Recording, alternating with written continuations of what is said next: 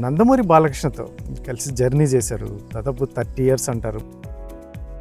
బాలకృష్ణ గారితో నా అనుబంధము అన్నదమ్ముల అనుబంధం. ఇటువైపుగా నందమూరి బాలకృష్ణ వస్తే మాత్రం మీ ఇంటి నుంచే భోజనం క్యారియర్ వెళ్ళాలి ఖచ్చితంగా అనేది ఒకటి.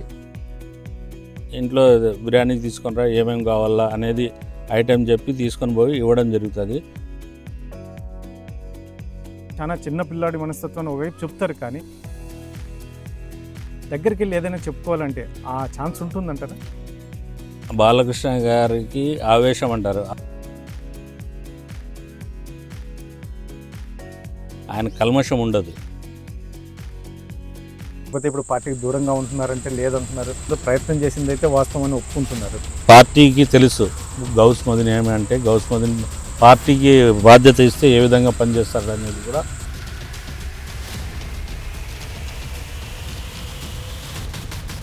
ఆశావాహులు ఉంటారన్న, ఆశించడం తప్పులేదు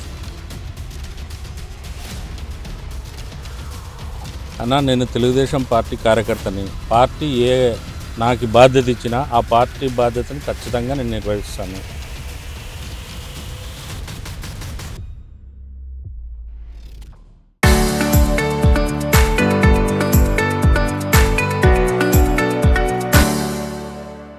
నందమూరి బాలకృష్ణతో కాసేపు ఉండాలంటేనో లాంటి కలిసి జర్నీ చేయాలంటేనో ప్రతి ఒక్కరూ చెప్పేది ఒకటే మాట, అతనికి ఆవేశం ఎక్కువ అని.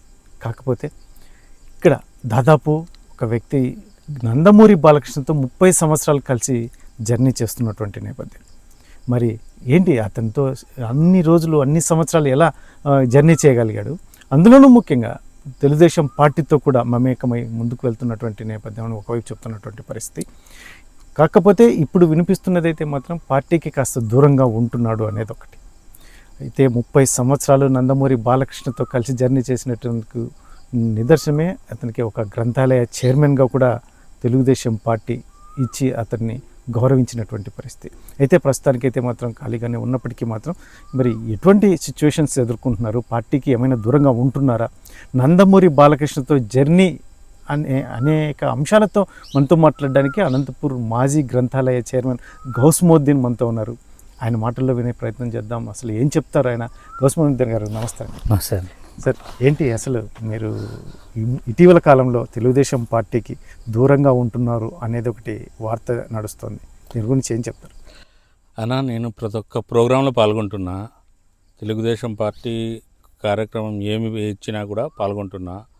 గతంలో కూడా తెలుగుదేశం పార్టీకి అధికారంలో రావడానికి నా వంతు కృషి జిల్లాలోని 12 కాన్స్టిట్యున్సీల్లో మైనార్టీలతో షరీఫ్ గారితో కలిసి ప్రోగ్రామ్ చేయడం జరిగింది. ఆ ప్రోగ్రాంలో అన్నీ పార్టిసిపేట్ చేయడం జరిగింది. ఇప్పుడు కూడా మొన్న నారా లోకేష్ గారు 2 days వచ్చినప్పుడు కూడా నేను పాల్గొనడం జరిగింది.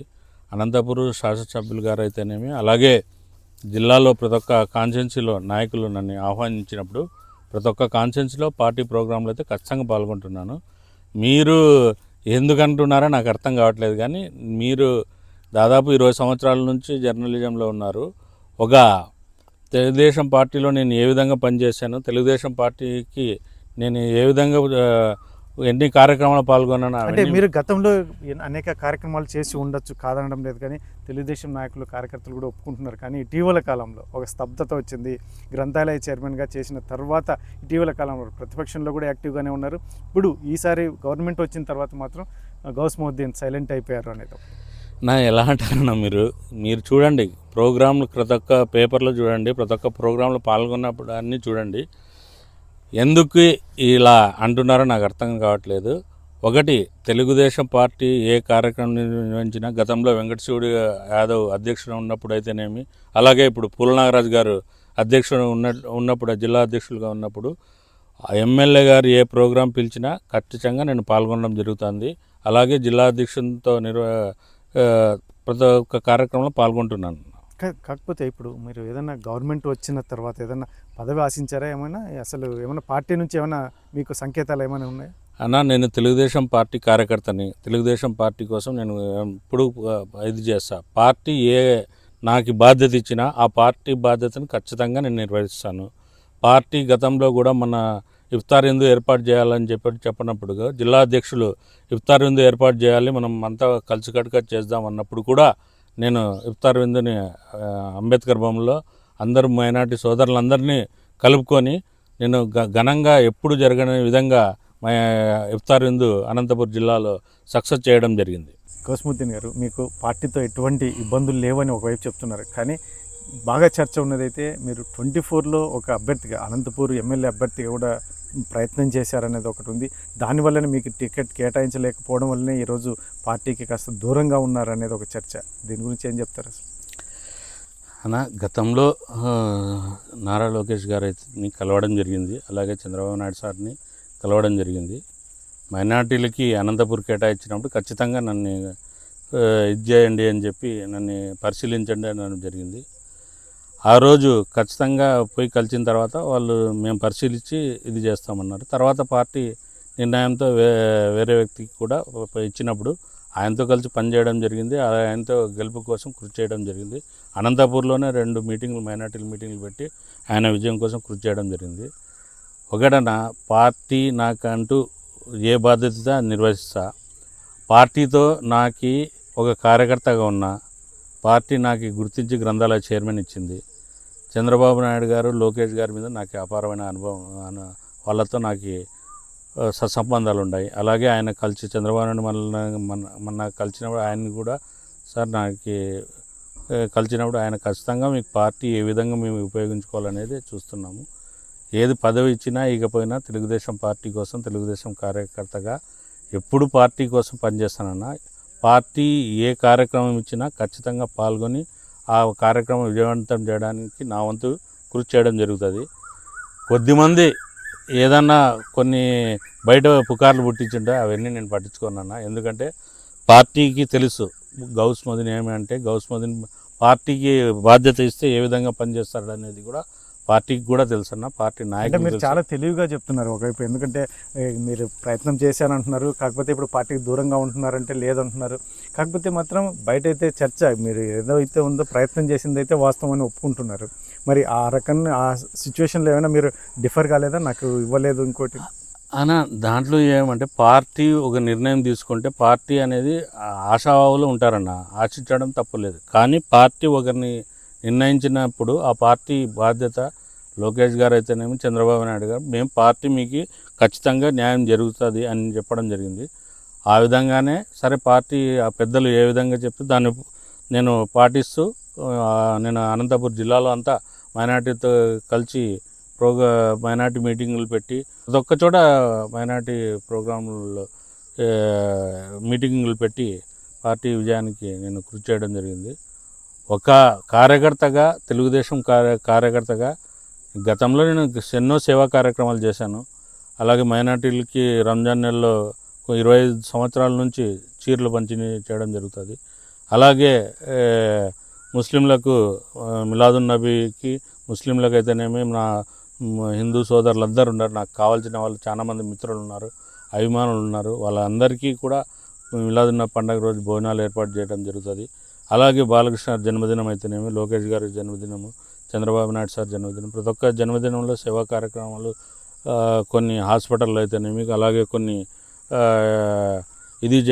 మన స్వచ్ఛంద సంస్థలతో అక్కడ కార్యక్రమం నిర్వహిస్తాము. అలాగే గతంలో వైసీపీ పీరియడ్లో వాటర్ లేకపోతే నేను సొంతంగా ట్యాంకులు పెట్టి వాటర్ జిల్లా టౌన్లో అంతా వాటర్ పంపిణీ చేయడం జరిగింది. అలాగే తెలుగుదేశం పార్టీకి ఖచ్చితంగా తెలుగుదేశం పార్టీ ఏ బాధ్యత ఇచ్చినా నిర్వర్తించడానికి నేను సిద్ధంగా ఉన్నా. పదవి ఈకపోయినా కూడా పార్టీ కోసం పనిచేయడానికి ఒక కార్యకర్తగా ఎప్పుడూ ఎల్లవేళలా నేను ఉంటానని తెలియజేస్తున్నాను. ఓకే, మీరైతే మాత్రం మీరు పాజిటివ్గానే చెప్తున్నారు, కానీ మరి ఇంటర్నల్గా ఏముందో మీకు సమస్య. కాకపోతే మీరు నందమూరి బాలకృష్ణతో కలిసి జర్నీ చేశారు, దాదాపు 30 years అంటారు. ముఖ్యంగా మీ ఇటువైపుగా నందమూరి బాలకృష్ణ వస్తే మాత్రం మీ ఇంటి నుంచే భోజనం క్యారియర్ వెళ్ళాలి ఖచ్చితంగా అనేది ఒకటి, ఏం చెప్తారు అసలు? అన్న, ఒకటి నేను పార్టీ కార్యక్రమాలకి ప్రతి ఒక్కదానికి అటెండ్ అవుతున్నాను. ఇంకోటి ఏమంటే, ఒకటి పార్టీలో కొంతమంది నాయకులు అందరూ కూడా నాకు జిల్లాలో ఉండే ప్రతి ఒక్క నాయకులతో, అలాగే శాసనసభ్యులు, జిల్లాలో ఉండే శాసనసభ్యులు అందరితో కూడా నాకు సత్సంబంధాలు ఉన్నాయి. ఎలాంటి ఏ ఒక్కరితోనూ నాకు విభేదాలు లేవు. నా ఎలా సాధ్యం అండి? ఇప్పుడు నందమూరి బాలకృష్ణతో కాసేపు ఉండాలంటేనే భయపడే పరిస్థితులు అంటారు చాలామంది చూస్తే, ఎందుకంటే కాస్త ఆవేశం ఎక్కువ అని. ఇటువంటివన్నీ మీరు 30 years కలిసి జర్నీ చేయడం, అసలు మీరు ఏ పదవి లేదు, ఈ మధ్య కాలంలో అయితే గ్రంథాలయ చైర్మన్గా చేశారు, కానీ అంతకుముందు ఒక అభిమానిగానే కలిసి జర్నీ చేసినట్టున్నారు. బాలకృష్ణ గారితో నా అనుబంధము అన్నదమ్ముల అనుబంధం. ఏదైనా కూడా బాలకృష్ణ గారికి వివరంగా చెప్పగల నాకు ఆ చనువు ఆయన నా దగ్గర ఉంది. ఏ సమస్య అయినా ఇది సమస్య అన్నా అని చెప్తే బాలకృష్ణ గారిది ఏం చెప్పినా కూడా ఆయనతో క్లారిటీగా ఉండాలి. ఏ విషయం క్లారిటీగా చెప్పినా కూడా ఖచ్చితంగా ఇది కావాలన్నా ఈ విధంగా చేస్తే బాగుంటుంది, ఈ విధంగా చేస్తే బాగుంటుంది అని ఒక్క సెకండ్ ఆలోచించి తర్వాత సరేమా నువ్వు ఏం చెప్తే అది. అంటే క్లారిటీ అంటున్నారు మీరు, క్లారిటీ చెప్పే అవకాశం ఎక్కడ ఉంటుంది? ఎందుకంటే ఆయన దగ్గరికి వెళ్తేనే ఒక పరిస్థితి వేరుగా ఉంటుంది అనేది ఒకటి. కాకపోతే ఆయన రిసీవ్ చేసుకుంటాడు, చాలా చిన్న పిల్లాడి మనస్తత్వాన్ని ఒకవైపు చెప్తారు, కానీ దగ్గరికి వెళ్ళి ఏదైనా చెప్పుకోవాలంటే ఆ ఛాన్స్ ఉంటుందంటారా? ఖచ్చితంగా బాలకృష్ణ గారికి ఆవేశం అంటారు, ఆవేశంలోనే ఆయన కల్మషం ఉండదు. ఆవేశంలో ఉండే వాళ్ళకి కల్మషం ఉండదు. అంటే ఏదైనా కూడా ఒక విషయం అంటే కొద్దిమంది చేసేవి కొన్ని ఆయనకు నచ్చకపోవచ్చు, కానీ ఒకటి ఆయనకి దగ్గర అయితే మాత్రం ఆయన్ని ఎవ్వరు కూడా ఆయన్ని ఎంత బాగా చూసుకుంటాడు, అభిమానికి ఎంత బాగా చూసుకుంటాడు అనేది నేనే గర్వకారణం. మీరు 30 ఏళ్ళ నుంచి నన్ను చూస్తున్నారు. బాలకృష్ణ గారి ఇంటి మా అనంతపూర్ జిల్లాలో దరిదాపుల్లో ఎక్కడికి వచ్చినా కూడా ఫస్ట్ మా ఇంటికి ఫోన్ చేసి ఇంట్లో బిర్యానీ తీసుకొని రా, ఏమేమి కావాలా అనేది ఐటెం చెప్పి తీసుకొని పోయి ఇవ్వడం జరుగుతుంది. అది మా బాలకృష్ణ గారికి, నాకి, మా కుటుంబానికి, నందమూరి బాలకృష్ణకి ఉండే అనుబంధము. అలాగే ఒక అభిమానిగా ఉన్న నన్ను ఒక గ్రంథాలయ స్థాయి చైర్మన్ చేసి రాష్ట్ర స్థాయిలో ఒక డిజిటల్ లైబ్రరీ ఏర్పాటు చేసి ఏపీ తెలంగాణలో ఎక్కడ లేని విధంగా డిజిటల్ లైబ్రరీ ఏర్పాటు చేయడం జరిగింది. అలాగే గ్రూప్ 1, గ్రూప్ 2, గ్రూప్ 3 వాళ్ళకు కూడా ఆ రోజు భోజనాల వసతి కల్పించి వాళ్ళకి 58 days అక్కడ ఫ్రీ కోచింగ్ ఇవ్వడం జరిగింది. అట్లా ఆ రోజు దాదాపు 60 మందికి ఆ రోజు ఉద్యోగాలు రావడం జరిగింది. దాదాపు 700 మందికి మేము ఫ్రీ కోచింగ్ ఇవ్వడం జరిగింది. ఇవన్నీ మీరు ఆ గ్రంథాలయాన్ని డెవలప్ చేశారు, బాగానే ఉంది అంతా. ఆ తర్వాత అయితే మాత్రం దాని స్పాయిల్ అయింది. ఈరోజు పరిస్థితి వేరుగా ఉంది, దాని గురించి మనం తర్వాత చర్చించుకుందాం. కాకపోతే మాత్రం ఎలా ఉంది మీ జర్నీ? ఇప్పుడు 30 years అంటే ఇప్పుడు అంత ఆషామాషి విషయం కాదు. అందులో ఆయన చాలా హోదాలో ఉంటాడు, ఎక్కడెక్కడో తిరుగుతుంటాడు, అనేక అంశాలు. మీరు ఇక్కడ అనంతపూర్లో ఉంటారు, మీకు కోఆర్డినేషన్ ఎట్లా కుదిరింది మొదట్లో? ఒకటేనా బాలకృష్ణ గారు అంటున్నారు, బాలకృష్ణ గారు కల్మషం లేని మనస్తత్వం ఒకటి ఫస్ట్. ఇంకోటి ఏమంటే ఆయన్ని అభిమానించే ఒక వ్యక్తిగా నేను చెప్తున్నాను. బాలకృష్ణ గారు ఏది చెప్పినా అభిమానులతో కూడా ఫోన్లో మాట్లాడి ఏ సమస్య వచ్చినా, ఇంటి సమస్య, ఇంట్లో ఎలా ఉన్నారు, అమ్మ ఎలా ఉంది, పిల్లలు ఎలా ఉన్నారు, అంతా బాగున్నారా, అభిమానులు ఎలా ఉన్నారు, అంత విడిగా క్లారిటీగా అడుగుతారు. అది మీరిద్దరూ కలిసి కూడా చాలా చోట్ల రోడ్డు పక్కన చిన్న చిన్న బడ్డీ కొట్లలో టిఫిన్ చేయడం, ఇటువంటివన్నీ కూడా ఉన్నాయంటారు, నిజమేనా? అవును. కరోనా టైంలో వెహికల్లో, కార్లోనే, అంటే ఎయిర్పోర్ట్లో వెళ్ళకోకుండా దీంట్లోనే వెళ్ళాలనుకున్నప్పుడు నా వెహికల్లో వెళ్తున్నప్పుడు గుత్తి దగ్గర రవితేజ హోటల్ ఉంది. అప్పుడు హోటల్స్ అన్నీ బంద్. ఆయనే ఇది చేశారు, ఎక్కడ వద్దు మనం హోటల్లోనే తిందామంటే దారిలో ఎక్కడ ఒకటి తినేద్దామంటే అక్కడ ఉండి ఒక హోటల్లో అక్కడే నిలబడి ఆయన, ఎందుకంటే ఆయన చాలా గొప్ప వ్యక్తి, కానీ ఆయన వ్యక్తిత్వం ఎలా ఉంటుందంటే, ఎక్కడ అది హోటల్ అంటే రోడ్డు పక్కన బండి, రోడ్డు పక్కన హోటల్. అంటే అప్పుడు హోటల్స్ అన్నీ కరోనా టైంలో మొత్తం లాక్డౌన్ వల్ల అన్నీ బంద్ అయినాయి అన్నమాట. ఆ టైంలో అక్కడ వండి కొట్టు ఉండేది. ఆ కొట్టు దగ్గర పోయి అక్కడే నిలబడి అక్కడే చేరేసి అక్కడ కూర్చొని టిఫిన్ చేసి తర్వాత హైదరాబాద్కి వెళ్ళడం జరిగింది. ఇట్లా చాలా ఉన్నాయండి. బాలకృష్ణ గారితో ఆయనతో నాకు ఉండే అనుబంధము 30 సంవత్సరాల అనుబంధము. ఆయన గురించి చెప్పుకుంటే కొన్ని రోజులు చెప్పచ్చు. ఆయనకేం రెస్ట్రిక్షన్స్ ఉండవా? ఫుడ్ ఇలాగే తినాలి, ఇక్కడే తినాలి, ఇలాంటి ఇటువంటివన్నీ కూడా? ఎందుకంటే ఆయన హోదా, ఆయన ఒక కథానాయకుడు, ఇటువంటివన్నీ ఏం పట్టించుకోరు. ఆయన ఎలా అంటే ఆయనకి అంత పెద్ద వ్యక్తి, కొన్ని ఇట్లే ఉండాలి, ఇట్లే పాటించాలి, ఇదే అనేది కాదు. ఒకటి ఆయన దగ్గర క్రమశిక్షణ ఫస్ట్, టైం సెన్స్, ఇవి కరెక్ట్ మెయింటైన్ చేయాలి. తర్వాత ఆయన చెప్పిన బాధ్యతను సక్రమంగా నిర్వర్తించే ఏ అభిమానికైనా కూడా ఆయన గుండెల్లో పెట్టుకొని చూస్తాడు. ఒకటి. ఇంకోటి ఏమంటే ఇక్కడే కాదు, చాలా చోట్ల కానీ ఆయన ఏర్పాటు చేస్తారు. మనకి ఇట్లా కావాలా ఇట్లా టీ వేరే తెలుగుదేశం నాయకులు ఇంటికి పోతారు, ఇంటికి పోయేటప్పుడు కానీ ఈ ఇంట్లో కూర్చున్నప్పుడు వాళ్ళకి కానీ చెప్తాడు, మీరు టీ మామూలుగా ఎలా చేస్తారో అలాగే చేయండి, నా కోసం సపరేట్గా చేస్తే మీ అభిమానం ఎక్కువై ఏంటంటో ప్రయోగాలు చేస్తారు, వద్దు మామూలుగా మీరు ఎలా చేస్తారో అలాగే టీ చేయండి, అలాగే ఇవ్వండి అని కోరుకుంటాడు. అంతా ఇది ఉన్న వ్యక్తి అనమాట. మామూలుగా ఎతికినా ఒక హోదాలో ఉండే వ్యక్తి నాకు ఇట్లే ఉండాలా ఈ విధంగా మెయింటైన్ చేస్తారు. కానీ బాలకృష్ణ గారి దగ్గరికి అలా ఉండదన్న. ఒకటి ఆయనకు నచ్చిన వాళ్ళ దగ్గరికి, ఆయన అభిమానించే వాళ్ళ దగ్గరికి ఎంత దూరమైనా వెళ్తారు, వాళ్ళ కోసం ఏమైనా చేయడానికి ఆయన సిద్ధంగా ఉంటారు. ఒక మాట స్ట్రైట్గా చెప్తారా? ఖచ్చితంగా మీరు స్ట్రైట్గా చెప్పాలి ఈ అంశం. ఎందుకంటే ఎప్పుడు డిఫర్ కాలేదా బాలకృష్ణ గారితో? ఎందుకంటే ఎప్పుడైనా 30 years కాబట్టి ఎక్కడొక చోట మీరు అరే నందమూరి బాలకృష్ణతో ఎందుకు కలిసి జర్నీ చేశానా అని కానీ ఇలాంటి ఏదో ఒకటి మీకు ఏమైనా డిఫర్ అయినటువంటి సందర్భాలు లేవా? ఎప్పుడు ఉండదన్న. ఎందుకంటే ఆయన ఒక్క నిమిషం కోపపడినా ఒక్క నిమిషం తర్వాత ఆయన దగ్గర తీస్తారు. అది ఒక్క బాలకృష్ణ గారికి సాధ్యం.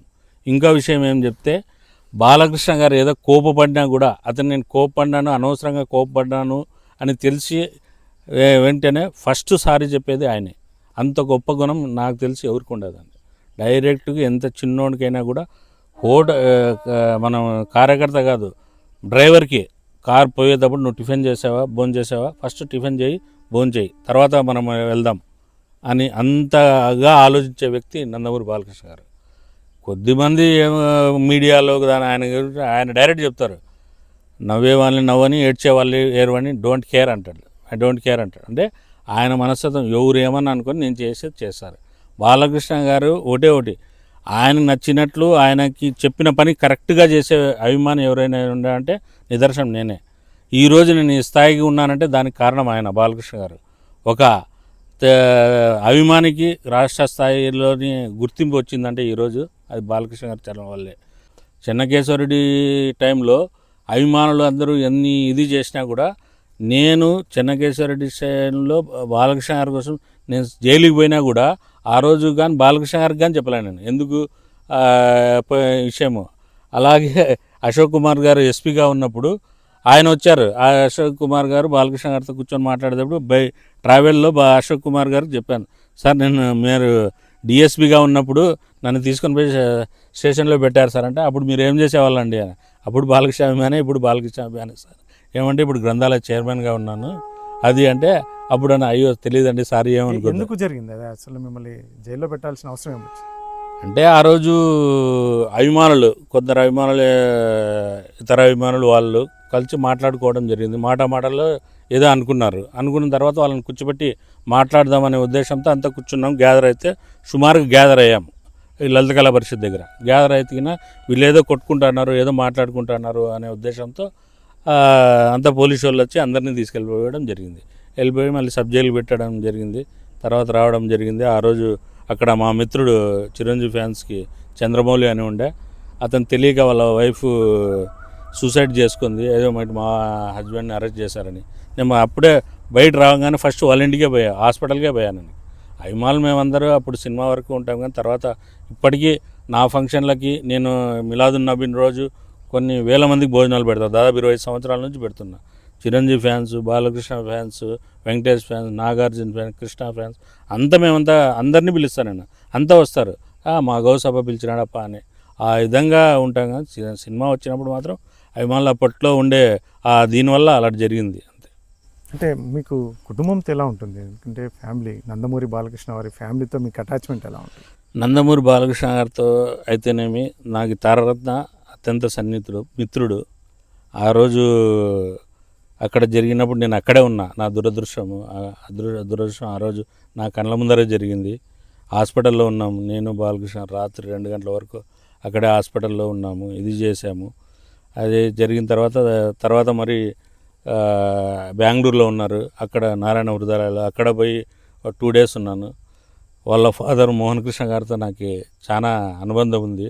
నన్ను ఆప్యాయంగా పిలుస్తారు. అదే రామకృష్ణ బాబు అయితేనేమి, హరికృష్ణ గారు అయితేనేమి. హరికృష్ణ గారు అనంతపురికి వచ్చినప్పుడు కూడా నాకు ఫోన్ చేసి ఏమో ఇంటికి భోజనం తేమనే వాళ్ళు. అలాగే బాలకృష్ణ గారు కానీ దాదాపు 2 తూర్లు మా ఇంటికి కానీ రావడం జరిగింది. ఇంటికి వచ్చి ఇంట్లోనే అందరు ఫ్యామిలీతో కలచడం, ఫ్యామిలీతో వాళ్ళు ఇది చేయడం, ఇవన్నీ కళ్యాణ్ రాబ్తో కానీ గతంలో నేను కలిసి ట్రావెల్ చేశాను. ఆ నందమూరి వంశంతో అందరితో నాకు సత్సంబాలు దాదాపు 30 సంవత్సరాల నుంచి ఎప్పుడు వాళ్ళ ఇంటికి పోయినా కూడా ఎప్పుడు ఫోన్లో మాట్లాడినా కానీ పండగ విషెస్ చెప్పడం జరుగుతుంది. వాళ్ళు నా బర్త్డేకి విషెస్ చెప్పడం జరుగుతుంది. పండగకి ప్రతి ఒక్క పండగకి మతి చేసుకొని వాళ్ళు నాకు విషెస్ చెప్తారు జరుగుతుంది. ఆ బంధం ఫ్యామిలీ.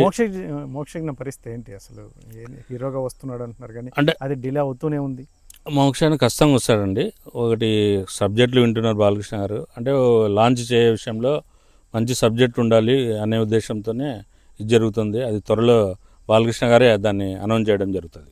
అంటే ముఖ్యంగా మీరు ఏదైనా ఒకవేళ నందమూరి బాలకృష్ణ గారికి మీరు ఏదైనా చెప్పకపోతే మీరు వదినమ్మ అని పిలుచుకునేటువంటి వసుంధర గారితో కూడా మీరు ఏదైనా చెప్పుకోవచ్చు, ఆ చనువు ఉంది అని అంటారు. నిజమేనా? వదినమ్మ ఎక్కడున్నా కానీ చూస్తానే నమస్తే మాట ఏమా బాగున్నావా గౌస్ అనే ఇది పెట్టుకున్నాము. అదే ఇంకోటి ఏమంటే వదినమ్మ ఎవరితో ఎక్కువ మాట్లాడదు, కానీ కొద్ది మందితోనే ఆమె మాట్లాడగలదు. అందులో నేను కానీ ఉండడం నా అదృష్టంగా భావిస్తున్నాను. ఏదైనా కూడా ఎక్కడన్నా మన ఫంక్షన్స్ రావడం జరుగుతుంది, హిందూపూర్లో పెళ్ళిళ్ళకి రావడం జరుగుతుంది. వచ్చినప్పుడల్లా ఖచ్చితంగా పోయి కలచడం జరుగుతుంది. ఎలక్షన్ టైంలో దాదాపు 20 రోజులు 25 రోజులు అమ్మ అక్కడే ఉన్నారు, వదినమ్మ. అప్పుడు కూడా మేము అక్కడే ఉండి వదినంతో పాటు ప్రచారంలో పాల్గొనడం జరుగుతుంది.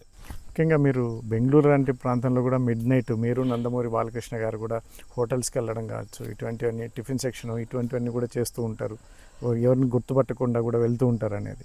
అంటే బాలకృష్ణ గారు బెంగళూరులో వచ్చేటప్పటికి, అంటే అప్పుడు చైర్మన్గా ఉన్నప్పుడు బాలకృష్ణ గారు ఫోన్ చేసి రామ్మ మనం అక్కడే ఉందామంటే అక్కడికి వెళ్ళే వాళ్ళము.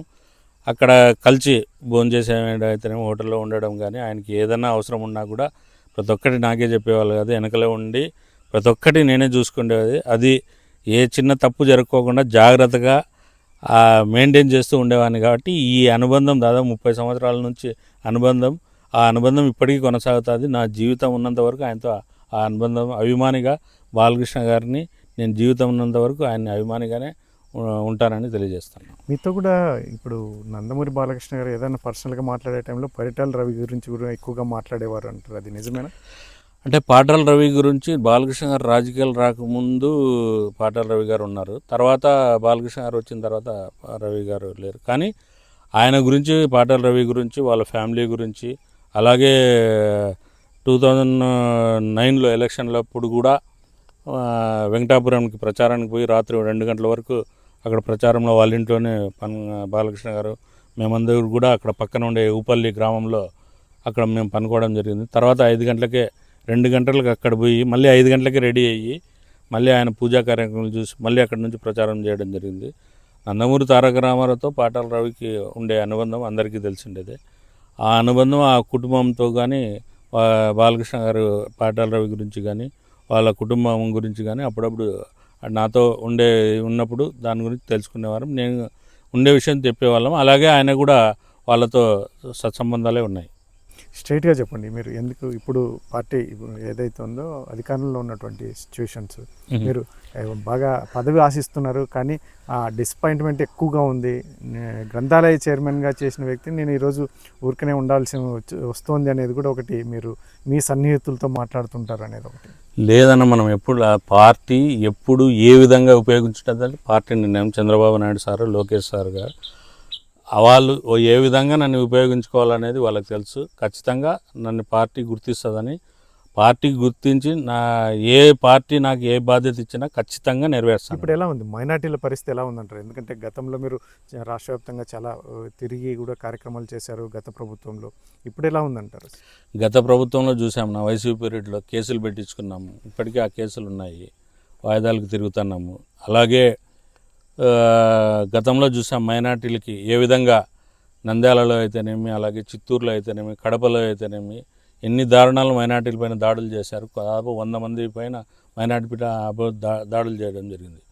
గతంలో మేము ఒకటి చెప్పాం, టీడీపీ ప్రభుత్వం బీజేపీతో పొత్తు పెట్టుకున్న బీజేపీ సిద్ధాంతాలు వేరు, తెలుగుదేశం పార్టీ సిద్ధాంతాలు వేరు. తెలుగుదేశం పార్టీ లౌకిక పార్టీ, అందరినీ గౌరవించే పార్టీ, బీసీలని, ఎస్సీలని, మైనార్టీలని అందరినీ గౌరవించే party Telugu Desam party. Telugu Desam party ఈ రోజుకి 2 సంవత్సరాలైనా కూడా ఏ ఒక్క మైనార్టీకి ఎలాంటి ఇబ్బంది కలుక్కోకుండా చంద్రబాబు నాయుడు అయితేనేమి, లోకేష్ గారు అయితేనేమి అందరికీ ఎలాంటి సమస్య కాకుండా చూసుకోవడం జరుగుతుంది. అలాగే గతంలో ఇచ్చిన స్కీములు కూడా ఒక్కోటిగా తెలుగుదేశం పార్టీ అధికారం వచ్చిన తర్వాత చేస్తామన్నారు. అది ఒక్కోటిగా కంప్లీట్ చేయడం జరుగుతుంది. ఇప్పుడున్న బడ్జెట్ మీరు పరిస్థితి, ఆర్థిక పరిస్థితి ఏ విధంగా ఉంది? 5 ఏళ్ళు అడ్మినిస్ట్రేటివ్ ఆంధ్రప్రదేశ్ని నాశనం చేశారు వైసీపీ ప్రభుత్వం. దాన్ని సెటరేట్ చేయడానికి టైం పడుతుంది. కాబట్టి చివరిగా ఏం చెప్తారు? మీ జర్నీ నందమూరి బాలకృష్ణతో ఇలా కంటిన్యూ అవుతూనే ఉంటుంది? నందమూరి బాలకృష్ణ గారితో నా అభిమానిగా నేను చిన్నప్పుడు ఊహ తెలిసినప్పటి నుంచి నేను నందమూరి బాలకృష్ణ అభిమాని. మా నాన్న నందమూరి తారక రామారావు గారు అభిమాని. మా నాన్న ఎంత ఇది అంటే తెలుగుదేశం పార్టీ పెట్టినప్పటి నుంచే ఆ సైకిల్కి రామారావు గారి ఫోటోకి అప్పట్లో జిగ్గి అంటారు, మెరుపులు వచ్చేది, అది తగిలించుకొని ఊరూరా సైకిల్ తొక్కుండా పోయి ప్రచారం చేసిన ఇది మా నాన్నది. అంటే మేము కరడుగట్టిన తెలుగుదేశం వాదులం. ఆ రోజు నుంచి నందమూరి కుటుంబం నుంచి నాకు అదే విధంగా నేను ఇది చేయడం జరిగింది.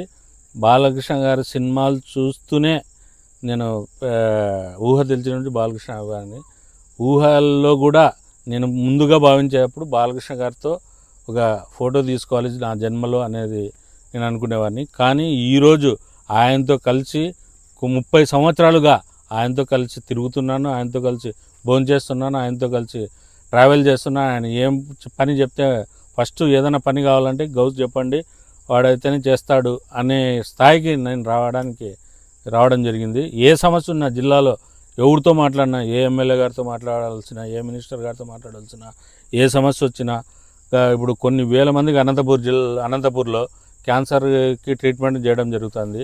ఆయన వల్ల ఇప్పటికీ కొన్ని వేల మందికి ఆయన చలువ వల్ల నా ద్వారా వాళ్ళకి సేవ అందించడం జరుగుతుంది. ఇవన్నీ ఒక నా జర్నీలో బాలకృష్ణ గారు ఉండే జర్నీలో ఇంకా చాలా ఉన్నాయి. మీరు చెప్పుకుంటూ పోతే అన్నీ ఉన్నాయి. అన్ని వేల మందికి ఆయన చికిత్స, ఒక హాస్పిటల్ని ఫస్ట్ ఆయన చైర్మన్ అయినప్పుడు తర్వాత ఈరోజు ఇండియాలోని బెస్ట్ సెకండ్ హాస్పిటల్గా ఎదిగిందంటే దానికి కారణం బాలకృష్ణ గారు. ఆయన ఫండింగ్ తీసుకొని వచ్చి హాస్పిటల్ అభివృద్ధి చేసి పేదవాళ్ళకి ఉచితంగా ఇవ్వడం అయితేనేమి. ఇంకోటి ఒక విషయం, చిన్న ఉదాహరణ చెప్తాను. ఆయన హిందూపురం మీద, అలాగే హిందూపూర్ ప్రజల మీద ఆయనకి ఎలా ఉంటుందనే దానికి ఒక మెసేజ్, కరోనా టైంలో మెసేజ్, ఈ ఇంజెక్షన్ ఉంటేనే అతనికి వాళ్ళ ఫాదర్కి బాగా అవుతుంది అని చెప్పి ఒక అమ్మాయి మెసేజ్ పెట్టింది. ఆ మెసేజ్కి స్పందించి నేను హైదరాబాద్కి పోయింటే, ఏమో హైదరాబాద్కి వచ్చావంట కదా, ఈ ఇంజెక్షన్స్ కంపల్సరీ తీసుకొని పోయి వాళ్ళకి అందజేయి. దాదాపు అప్పట్లోనే ఒక ఇంజెక్షన్ 60-70 వేలు, 5 ఇంజెక్షన్లు, ఒక ఓన్లీ SMS టెక్స్ట్ మెసేజ్కి స్పందించి ఆ రోజు నాకు ఇవ్వడం జరిగింది. ఆయన తీసుకొని పోయి ఇవ్వడం జరిగింది. ఆయన రీసెంట్గా కూడా నేను ఒక ఇంటర్వ్యూలో చెప్పాడు, ఆయన పేరు ఏదో రెడ్డి పేరు ఇది లేదు కానీ గుర్తులేదు, కానీ ఆయన ఆ రోజు నాకు కరోనా టైంలో ఆయన హెల్ప్ చేయడం వల్లే నేను ఈరోజు బతికడం జరిగింది అని చెప్పి. అలాగే మా మిత్రుడు నంబూరు సతీష్కి కూడా కరోనా టైంలో విపరీతమైన ఇది వచ్చి మా రాష్ట్ర కన్వీనర్ అతను, అప్పటికి ఆయనకి ఇబ్బందిగా ఉన్నప్పుడు బాలకృష్ణ గారికి తెలిసిన వెంటనే అతన్ని పిలుచుకొని వచ్చి మన హాస్పిటల్లో బసవతారక హాస్పిటల్లోనే పెట్టి స్టెరాయిడ్స్ ఇంజెక్షన్స్ అన్నీ బాంబే నుంచి తెప్పించి అతనికి లైఫ్ ఇవ్వడం జరిగింది. అంటే అభిమానులకు కూడా నేను ఏదైనా సమస్య వచ్చినా ఒకటి ఫస్ట్ మీరు అభిమానులకి ఆయన ఏమంటాడు, అంత బాగున్నారా ఫస్ట్ పదం. రెండోది అమ్మ బాగుందా, పిల్లలు బాగున్నారా, అంతా ఓకే కదా, ఏమైనా సమస్య ఉన్నా అంత ఇదిగా ఎవరు మాట్లాడతారు చెప్పండి? అది ఒక్క బాలకృష్ణ గారు వల్ల. ఇది మొత్తం మీద అయితే మాత్రం గ్రంథాలయ చైర్మన్, మాజీ గ్రంథాలయ చైర్మన్ గౌస్ మహోదయం చెప్తున్నది ఒకటి, 30 సంవత్సరాలుగా నందమూరి బాలకృష్ణతో కలిసి జర్నీ చేయడం అనేది ఒక అదృష్టంగా భావిస్తున్నామని చెప్తూనే, ముఖ్యంగా ఇటువంటి ఇక్కడి ప్రాంతానికి వచ్చిన సమయంలో ఖచ్చితంగా మీ ఇంటి నుంచి నాకు భోజనం కావాలని అడిగితేనే మేము చాలా సంతృప్తి పడుతూ ఆయనకు భోజనం వడ్డించే అవకాశం మాకు దక్కడం, అందులో ఆయనతో కలిసి జర్నీ చేయడం, కలిసి భోజనం చేయడం, నేను ఒకానొక సమయంలో ఆయనతో కలిసి ఫోటో దిగితే చాలనుకున్న సమయంలో ఏకంగా ఆయనతో కలిసి జర్నీ భోజనం చేయడం, ఇటువంటివన్నిటిని నేను జీవితంలో మర్చిపోలేను అని ఒకవైపు చెప్తూనే మరోవైపు ఆయన చేస్తున్నటువంటి సేవ, ఎందుకంటే ఆయనని ఆగ్రహం ఎక్కువ, లేదంటే ఆవేశం ఎక్కువ, ఇటువంటివన్నీ ఎక్కువగా చెప్తుంటారు. కానీ కాకపోతే చిన్న పిల్లాడి మనస్తత్వం, ఆయన ఎవరైనా ఆపదలో ఉన్నారు లేదంటే తన కారు డ్రైవర్ దగ్గర నుంచి ప్రతి ఒక్కరిని ప్రేమగా చూసుకోవడం ఆయనకే చెల్లుతుంది. అటువంటి వ్యక్తి ఎవరు ఉండరు ఖచ్చితంగా అని చెప్పి గౌస్ముద్దీన్ గట్టిగా చెప్తున్నటువంటి నేపథ్యం. అయితే మరోవైపు ఆయనతో జర్నీ మాత్రం 30 సంవత్సరాలు ఇప్పటికైంది కలిసి, జర్నీ అయితే మాత్రం చివరి వరకు కొనసాగుతూనే ఉంటుంది అని చెప్పేసి ఆయన ఘంటాపదంగా చెప్తున్నాడు మాజీ గ్రంథాలయ చైర్మన్ గౌస్ముద్దీన్ చెప్తున్నటువంటి పరిస్థితి.